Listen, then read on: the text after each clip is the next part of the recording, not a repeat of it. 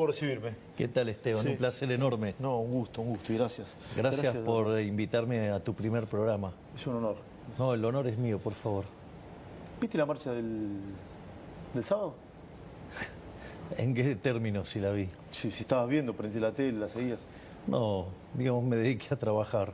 No la viste, pero ¿qué lectura tenés? Mirá, a mí me da pena que sigan engañando a la gente. O sea, fíjate que es muy parecido a lo que pasó con la marcha universitaria.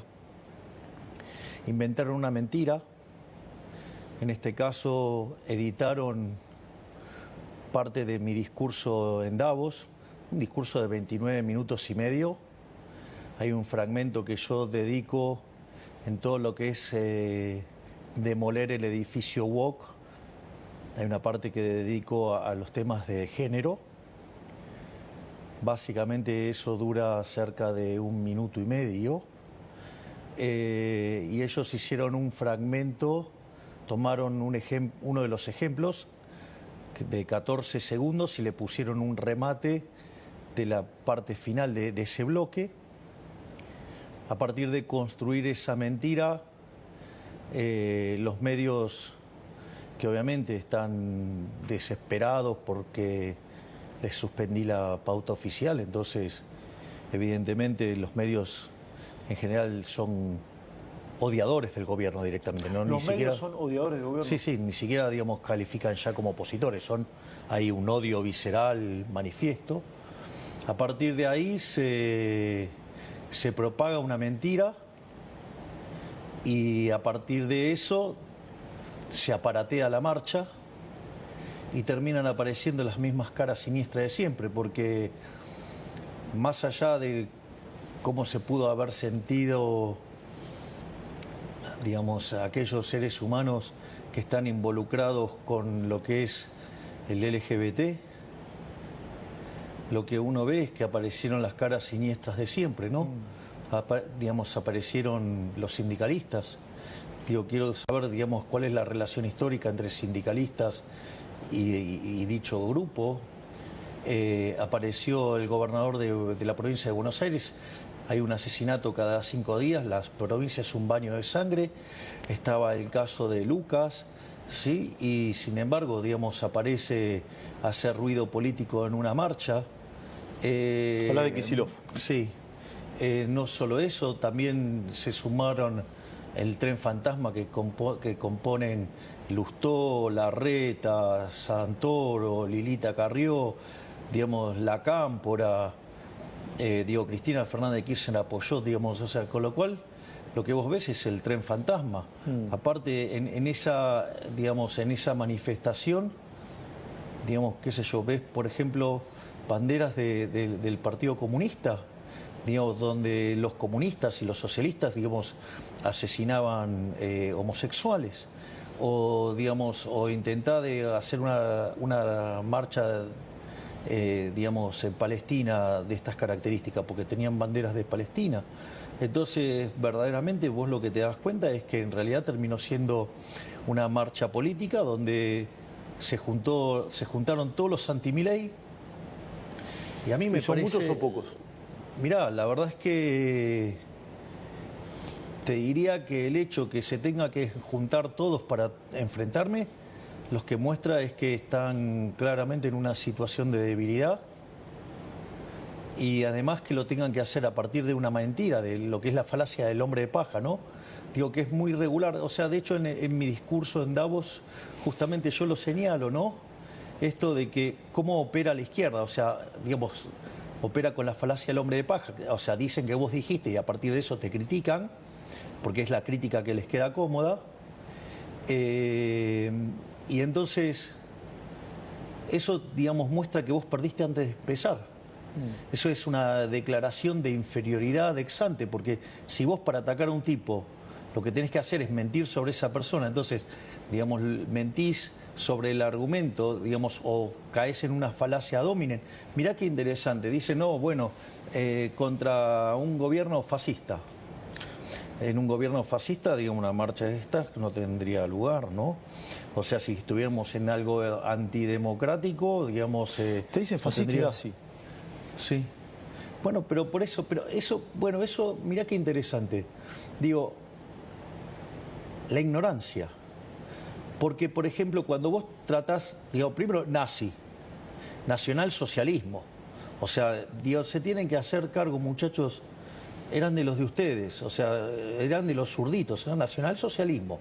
De hecho, el fascismo también es socialismo. El propio Mussolini decía, dentro del Estado todo, fuera del Estado nada, y nada contra el Estado. Es decir, digamos, con lo cual está claro que nada que ver, digamos, con la ideología que yo tengo, digo que es el liberalismo, y como lo define nuestro máximo prócer de toda la historia, el liberalismo es el respeto irrestricto del proyecto de vida del prójimo, basado en el principio de no agresión y en defensa del derecho a la vida, a la libertad y a la propiedad. Fíjate que la ignorancia de esta gente no se dan cuenta que ellos trabajan sobre una definición colectiva. O sea, ellos por eso son colectivistas. Sin embargo, o sea, el sujeto con el que ellos trabajan es un colectivo. Sin embargo, yo trabajo con un sujeto que es el individuo. O sea que no tengo ningún punto en común. En realidad, digamos, los que terminan haciendo fascismo son ellos, porque las consignas y las cosas que dicen son propias de fascismo. Yo sé que esto lo explicaste, lo respondiste en alguna otra entrevista, pero yo nunca te lo pregunté. ¿Y vos qué opinas de la comunidad o del colectivo LGBTI+?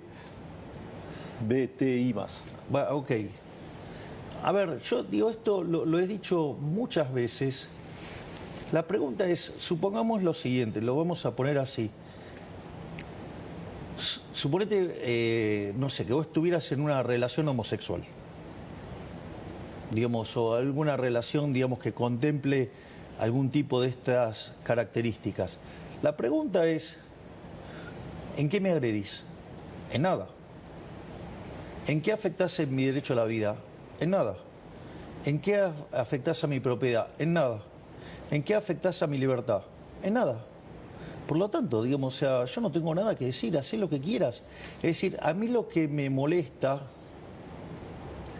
solamente es que quieras usar el Estado para imponer cosas. Básicamente ese es el problema. Que es el centro, digamos, es el punto central que yo ataco en Davos cuando ataco al wokismo, a los wok. Porque, ¿qué es lo que es el wokismo? ¿Qué es, digamos, lo que tiene que ver con los woks? Básicamente, frente a la derrota del marxismo en los hechos, o sea, la verdad es que por más que les cueste entenderlo, el socialismo real, el comunismo, el muro se cayó y aplastó a los zurdos. O sea, quedó claro que, digamos, ese sistema no funciona. Que además de donde se aplicó fue un fracaso en lo económico, en lo social, en lo cultural, y además nunca se olviden que mataron a 150 millones de seres humanos, es un sistema asesino. O sea, y además, digamos, siempre se tuvo que aplicar por la fuerza, que quiere decir que por lo menos, digamos, o sea, sistema muy agradable no es. ¿Qué es? Entonces, digamos, frente a esa caída aparece lo que es el postmarxismo. También lo podés llamar, digamos, el marxismo cultural, digamos, y que básicamente lo que hace es tratar de restablecer la lucha de clases, pero en otros aspectos de la vida de la sociedad. Entonces, por ejemplo, fíjate esto, siempre vos tenés la lógica de, digamos, que hay un oprimido y un opresor. En la original lucha de clases, el oprimido era el trabajador, el opresor era el empresario. Pero bueno, ese sistema se cayó, no funcionó, entonces tuvieron que cambiar. Pero la lógica sigue siendo la misma, hay un oprimido y hay un opresor. Entonces, ¿qué es lo que pasa? Lo que hace, digamos, el posmarxismo es generar estos conflictos en distintas partes de la sociedad. Entonces, por ejemplo, aparece hombres contra mujeres.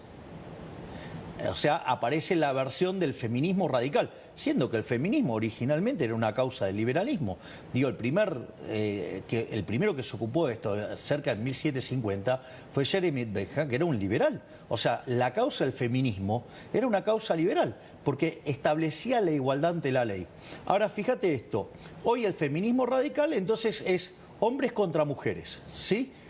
Ahora, y si vos no adherís a este formato que proponen, entonces vos sos un misógino. Por ejemplo, entonces aparece la etiqueta. A partir de la etiqueta, ¿qué aparece? La censura, la cancelación. Es decir, el wokismo es profundamente violento. Es decir, vos fíjate que hay periodistas que acá dicen, no, antes Twitter era mejor. Porque no se podía decir lo que quería. Claro, decían lo que vos querías. O sea, todos los que decían lo que vos no querías escuchar, digamos, eran censurados, cancelados. De hecho, acá había listas negras, ¿no? ¿Cómo? Había listas negras. Claro que había listas negras. Digo, varios estábamos en esas listas negras. Entonces, ese es uno de los ¿Ahora hay casos. listas negras? ¿Qué? ¿Ahora hay listas negras? Yo no tengo listas negras, pero digo, o sea, de hecho, digamos, o sea, yo le quité la pauta a los medios, así que con lo cual no, yo no opero. Es decir, ahora lo que habría que preguntarle, no sé, es al señor Kichilov, que pone toneladas de dinero en sus medios afines para que lo protejan del desastre que está haciendo la provincia de Buenos Aires. Digo, y eso no, pero quiero, porque esto no es solamente este tema. Después vos tenés otra situación, digamos, no sé, el hombre contra la naturaleza.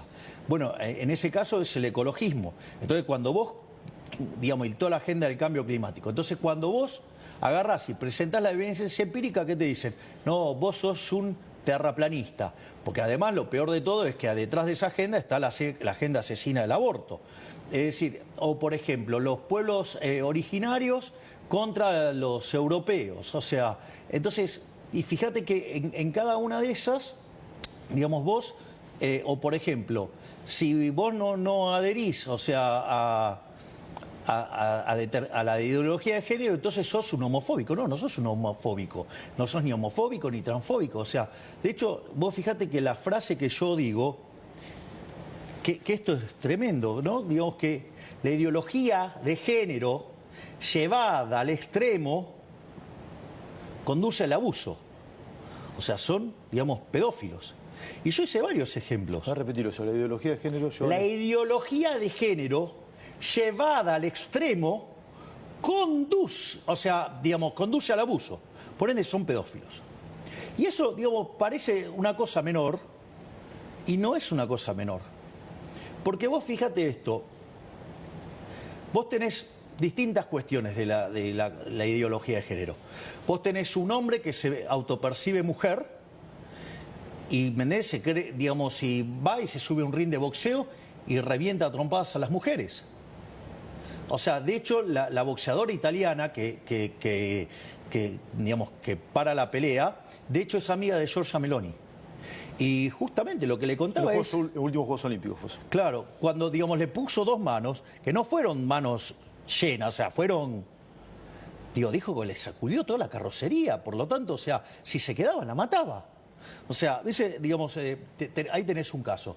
Tenés otro caso, por ejemplo, el caso de un hombre que lo meten preso, digamos, se autopercibe mujer, digamos, va con las mujeres, se viola, digamos, un montón de mujeres, embaraza una, digamos, un disparate. O sea, o a vos te parece bien, digamos, vos sabías que, por ejemplo, en la provincia de Buenos Aires tiene 240 centros de hormonización.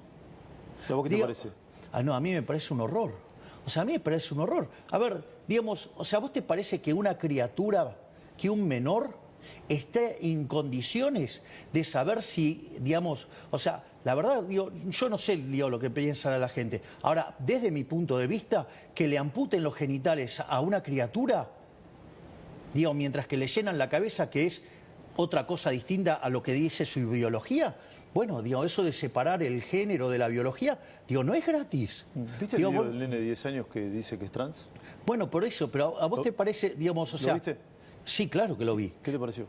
No, a mí, digamos, o sea, mira, si él se autopercibe así, digo, deja que siga el correr del tiempo y a ver qué decida. Porque acá lo que hay que entender es que, digamos, si vos a esa criatura, digamos, le amputás el pene, Digo, va a generarle un montón de problemas. Primero porque es irreversible. Segundo, no solo que es irreversible, va a tener que vivir todo el tiempo hormonizado, digamos, para poder vivir. Lo mismo si, digamos, o sea, fueran contra el aparato reproductivo femenino. Es decir, entonces, digo, vos ahí tenés un problema. Entonces, ¿lo querés entender? ¿Lo entendés? Ahora supongamos lo siguiente. Ahora dejamos de hablar de niños. Me parece una atrocidad hacerle eso a los niños. ¿Entendés? O sea, yo creo que deberían dejar que corra el tiempo y que tome la decisión siendo un adulto responsable. Siendo un adulto responsable, digamos, ahí aparece un tema. La pregunta es, si quiere hacerlo, desde mi punto de vista, si lo quiere hacer, que lo haga. Vos, por ejemplo, ¿te querés autopercibir foca y querés convertirte en una foca? Yo no tengo problema. Lo que a mí me parece mal es que vos consideres que yo tengo que pagar la cuenta de eso. Es decir, porque entonces eso, digamos, eso no es un derecho, eso es un privilegio. Ahora no te joden las chicas trans, pero sí el cupo trans. Y el cupo trans está mal. Pero no es el cupo trans, es el cupo para cualquier cosa lo que está mal. Porque es lo que se llama una discriminación positiva, es violentar digamos, yo tengo una pregunta, ¿a vos te parecería bien, digamos, que los cargos, no sé, en el Estado fueran hereditarios? No, obviamente que no. O sea, ¿qué seguimos? ¿En la época del absolutismo? O sea, entonces tenemos un monarca y, no sé, y su familia y sus amigos tienen privilegio de tener un cargo por el hecho de que... sí, por dotación de apellido. Bueno, es una aberración. Bueno, duda. esto es igual. Esto es idénticamente igual, te das cuenta que es idénticamente igual. O sea, tienen un cupo por eso. Digo, yo estoy a favor de la sociedad, no de una sociedad absolutista. La sociedad liberal está a favor del mérito. Entonces, lo que digo es, lo que nosotros vinimos a proponer es la igualdad ante la ley. Porque esto es lo que pasa con esta situación. Esta generación de conflicto, digamos, donde aparecen estas... Si vos querés, estos colectivos, con lo cual, mirá, digamos, o sea, bien del lado opuesto a nosotros, ¿no? Que somos liberales, o sea, que este es el individuo. Pero fíjate esto, entonces ese conflicto entre oprimido y opresor, ¿cómo se resuelve? ¿Cómo? Metiendo el Estado liberador. Pero la consecuencia de eso, ¿qué es? Que vos expandís el tamaño del Estado, expandís la influencia del Estado. Es decir, y eso lo tenés que financiar. ¿Y eso con qué se paga? Con más impuestos. Es decir, es una agenda destinada a hacer crecer el Estado. Entonces, ¿cuál es el objetivo de esa agenda? Crear artificialmente conflictos para que el Estado lo resuelva y, digamos, a ver, ¿para qué sirvió el Ministerio de la Mujer? Si Alberto Fernández cagaba trompadas a la mujer, ¿para qué sirvió? Si Alperovich violaba a la sobrina, si Espinosa, digamos, o sea, acosaba, digamos, a su secretaria, si en Chaco, digamos, está el chico de Strasowski, digamos, Strasowski. Claro, ¿me entendés? Digamos, tienen entre sus filas también a Guasora. ¿Me comprendés lo que te digo? Entonces, digamos, los femicidios, o sea, ¿y vos qué te crees? ¿Que eso se arreglaba con el Ministerio de la Mujer, con cantitos y pintando banquitos? No, ¿esto se arregló con qué? Mano dura. Nosotros bajamos 50%, digamos, los delitos en el último año, ¿sí? Y además bajamos, todos los crímenes contra mujeres. Vamos, lo hicimos nosotros. ¿Mano dura tendría que poner Kicillof? Mirá, Kicillof tendría que salir... Kicillof, a ver, Kicillof, ¿por qué marcha? Marcha porque él también es parte de esa agenda progre, esa agenda woke. ¿Por qué? Porque, digamos, por ejemplo, él adhiere a Zaffaroni. O sea, que también es digamos, un derivado de esa misma agenda de Zaffaroni, que es subvertir los valores. Es decir, donde la víctima pasa a ser el victimario y el victimario la víctima. O sea, una locura total. Entonces, o sea, la provincia de Buenos Aires es tierra de nadie en favor de los delincuentes. Es más, ¿sabés qué? Hasta te puedo vincular estos temas. Vos me decís, ¿qué tiene que ver Zaffaroni? ¿Qué tiene que ver el LGBT, la ideología de género? Bueno, la ideología de género, ¿yo qué es lo que digo? que en el límite constituye abuso, o sea, son pedófilos. Con lo cual, fíjate que yo además hablo de ideología. Y eso está documentado, por ejemplo, una charla TED en Alemania donde dice, no, la pedofilia es una orientación sexual. No, ¿qué orientación sexual? Digo, no te puedes meter con los chicos. O sea, los chicos son sagrados. Dicho esto, fíjate esto, uno de los casos más renombrados de Zaffaroni fue el caso del portero Tiraboschi, el portero que abusaba de los menores. No, si la luz está apagada no es abuso. Ahora, claro, no, pero fíjate esto, digamos, o sea, con lo cual, no te creas que está tan alejado y tan en otro lugar. O sea, lo tenemos acá. Digamos, ¿por qué lo tenemos acá? Porque era Zaffaroni en el caso Tiraboschi. Y vos decís, no, bueno, pero queda ahí. No queda ahí. Digamos, está el video en un programa de Iudica donde el señor Pablo Dugan defiende al portero Tiraboschi. Defiende a Zaffaroni en ese fallo, diciendo que no hay abuso porque la luz está apagada. O sea, yo quisiera saber si uno de tus hijos se estuviera involucrado en esa situación y que venga Dugan y te diga que no es delito porque la luz estaba apagada. O, digamos, y vos decís, no, bueno, ese es un caso. No es un caso. Digo, vos sabés que, por ejemplo, hay un grupo de pedófilos, ¿sí? Digo, que se llaman pedófilos virtuosos. Digo, los pedófilos virtuosos, ¿sabés quiénes son? Son los pedófilos que tienen este sentimiento de querer abusar de los menores, pero que entonces se contienen y solamente consumen pornografía infantil, como si no estuvieran, digamos, esos chicos siendo abusados, ¿no? Bueno, digamos, el señor Ernesto Tenenbaum defiende, digamos, a los pedófilos virtuosos, digo, porque para él... Él dijo, lo sacaron de contexto. Después. No, sí, bueno, sí. Digamos, o sea, él es el que vive sacando de contexto todo el tiempo. Digo, la declaración es muy clarita y, digamos, sus compañeros se lo señalan. Así que digamos, o sea, él en definitiva es un defensor de los pedófilos virtuosos. O sea, después, o sea, agarró y reculó. Sí, digo que se equivocó. O sea, sí, bueno, está bien, digamos, pero él, digamos, o sea... su metodología es todo el tiempo, digamos, a estar sacando de contexto. Y a él no se lo sacó de contexto, fue una frase que él sí dijo. Es decir, no es que él hizo una frase, cortaron un pedazo y lo pegaron con otra. Porque eso, digo, también es interesante. Digamos, o sea, por ejemplo, digamos, el caso más aberrante, digamos, es el señor Luis Novarecio en una entrevista con Tenenbaum. Digo, diciendo que yo dije cosas que literalmente no dije. O sea, mintiendo abiertamente. O sea, casi te diría que, digamos, su ataque, digamos, o sea, sistemático, digo, dado el ataque, digamos, que ha tenido durante los últimos años hacia mi persona, aceptando cualquier tipo de mentiras, acusándome de cualquier tipo de aberraciones, yo podría decir entonces que él es un heterofóbico.